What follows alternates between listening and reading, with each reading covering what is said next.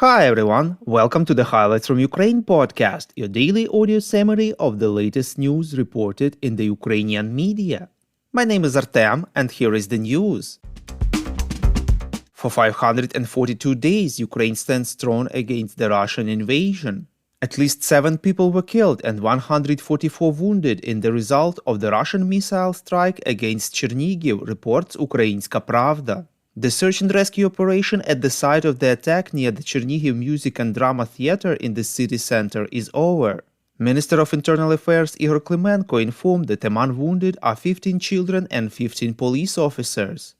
Russian forces launched a missile attack on the Chernihiv theater when a gathering of drone manufacturers and aerial reconnaissance training schools was held there as part of the Luty Ptashki Angry Birds demo day, although only the event's participants knew the exact location. Later, Kremlin-aligned Russian news agency RIA Novosti stated that the Russian invaders targeted the gathering of Ukraine's armed forces military specialists in combat drones in Chernihiv.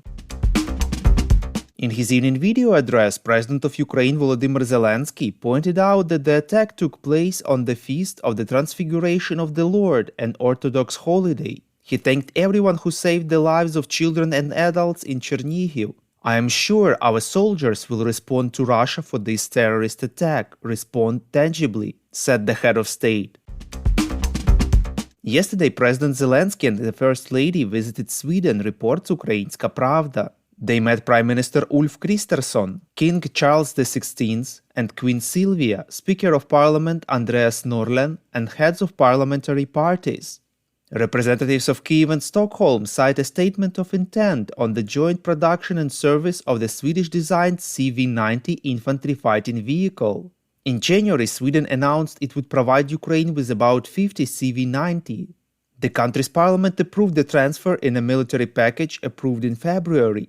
The CV-90 infantry fighting vehicles are equipped with 40mm automatic cannons, smoke grenade launchers and machine guns. The automatic cannon is capable of engaging infantry, armored vehicles and air targets at a distance of up to 4 kilometers, reports Militarny. Zelensky informed that Ukrainian pilots have begun participating in an introductory training exercise on Swedish-made Jas-39 Gripen fighter jets, which Kyiv hopes to receive.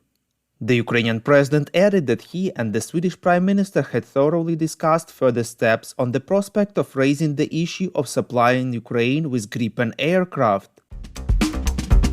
We would really appreciate if you could recommend us to your friends and family, as well as share information on social media. This way more people would learn about the podcast and truth about Russia's invasion. Defense Minister of Ukraine Oleksiy Reznikov said that Ukrainian pilots already started training on Western F-16 fighter jets with a minimum training period of 6 months, reports Channel 24.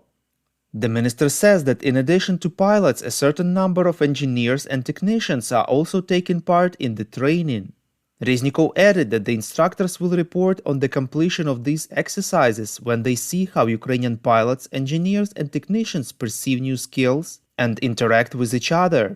Later, Commander of Ukraine's Air Force, Lieutenant General Mykola Oleshchuk, clarified that Ukrainian pilots who graduated from pilot schools in 2023 and 2016 are already undergoing training on F-16 fighter jets in the UK and Sweden accordingly. He added that the training system in the above-mentioned countries is quite flexible.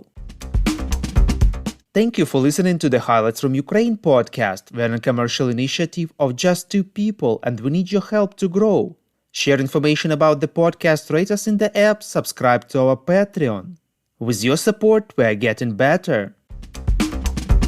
We call on you to demand from governments of your countries to impose the toughest sanctions possible on Russia and its citizens to stop their invasion of Ukraine.